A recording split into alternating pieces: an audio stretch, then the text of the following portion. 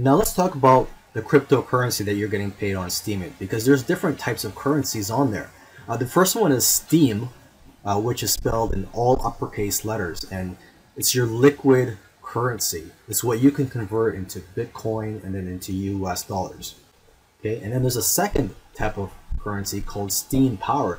And actually, I don't really consider this really as a currency because it's not very liquid. It's more of a measurement of how much influence you have on the Steem network.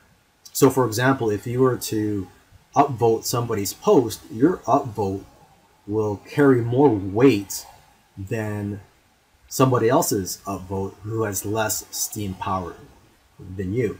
Okay, and the person whose post that you're upvoting, they'll get paid more money because you have a higher Steem power. Okay, now you can convert your Steem into Steem Power if you want, so that you can build your influence on the network. You could also power down your Steem Power, which basically means you're going to convert it back into Steem. The problem is, like I said, it's not very liquid, and you'll actually receive equal distributions of Steem weekly over a 13-week period. Okay. Now there's a third type of currency, and this one is called Steem dollars, and this is designed to be pegged to the US dollar.